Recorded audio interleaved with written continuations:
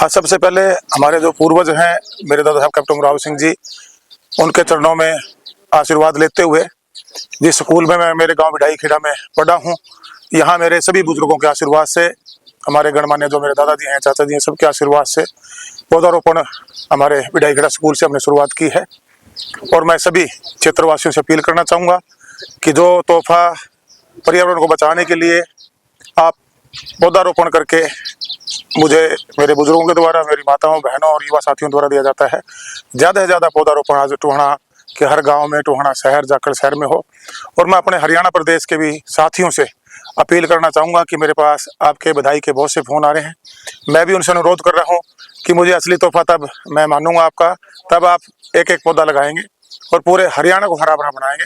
और अपने क्षेत्रवासियों से अपील करूँगे आज ज़्यादा से ज़्यादा पौधारोपण हम लगाएं। जो संकल्प पूरे टोहाना क्षेत्रवासियों ने मिलकर लिया था 5 सूर्य कार्यक्रम के माध्यम से कि हम 7 लाख से ज़्यादा पौधा इस साल में लगाकर पर्यावरण को बचाने का काम करेंगे। आप सब ज़्यादा से ज़्यादा पौधारोपण करें। मैं आप सबका बहुत बहुत धन्यवाद करूंगा और जिन साथियों ने सोशल मीडिया पे मुझे बधाई दी है, मैं उनका भी धन्यवाद करूंगा। बहुत बहुत धन्यवाद। आज की दिनचर्या क्या रहने वाली है? आज हम सबसे पहले हमारे जितने भी धार्मिक स्थल हैं, मंदिरों में आशीर्वाद लेने का काम करेंगे, गौशालों में जाने का काम करेंगे और शहरवासियों ने जो प्रोग्राम रखे हुए हैं हमारे टोहाना शहर में, उनका भी आशीर्वाद लेने का काम करेंगे। और जो लोग हमारे से मिलने आएंगे उनसे भी हम मिलेंगे। और साथ में बार बार मैं यही अपील करूंगा कि ज़्यादा से ज़्यादा पौधारोपण करके अपने क्षेत्र को हरा भरा बनाएं। आपने कल हजारों की संख्या में पौधे किया है, तो क्या लगता है कि ज़्यादा पौधारोपण हो पाएगा, पेड़ बन पाएंगे क्या?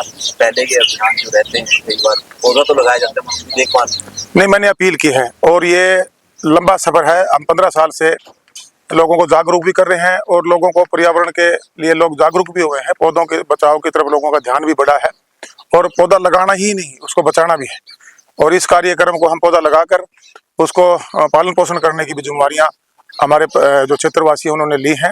और मैं विश्वास के साथ कह सकता हूं कि जो पौधे हम लगा रहे हैं इनको हम बड़ा होने तक पालन पोषण भी हम लोग करेंगे। पिछले दिनों से एक चर्चा है, आप बार बार कहते हो कि आपको कहा जाता है कि आप राजनीति कर रहे हैं इस तरह के कार्य करके, और आप कहते हो राजनीति क्या कहना चाहिए? देखिएगा, अगर स्वार्थ की राजनीति पे सेवा नीति आज उसका एक अच्छा मैसेज है और अगर सेवा करके राजनीति हो रही है तो मैं इसमें कोई बुराई नहीं मानता।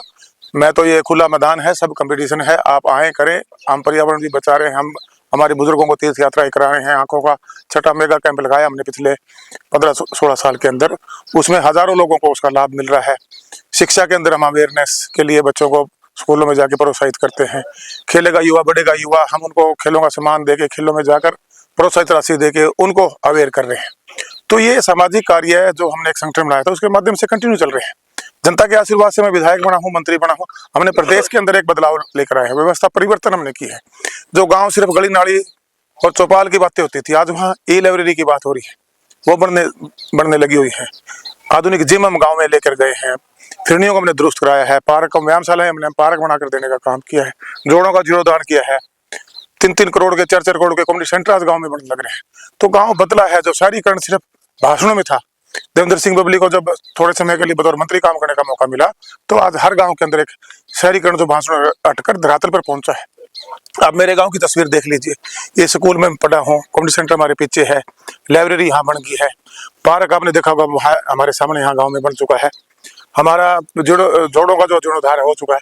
हर गाँव एक मॉडल गांव बने। और ये जो 15 सूत्रीय कार्यक्रम है वो सारी की सारी 15 सूत्रीय जो कार्यक्रम के माध्यम से जो सुविधाएं हैं हर गांव तक पहुंचे, ये प्रयास हमने किया है। सुविधाएं आ गई क्या टोहाना के अन्य गांव में भी इस तरह की? बिल्कुल, हमारे हर गांव के अंदर अगर जाकर देखेंगे, टोहाना ही नहीं, टोहाना का तो मैं विधायक हूँ, मेरी पहली प्राथमिकता टोहाना के लिए बढ़ती है, लेकिन मंत्री होने के नाते से मुझे सेवा का मौका मिला था तो ये सुविधाएं हमने हर गाँव तक पहुँचाने का प्रयास किया और ये शुरुआत हो चुकी है।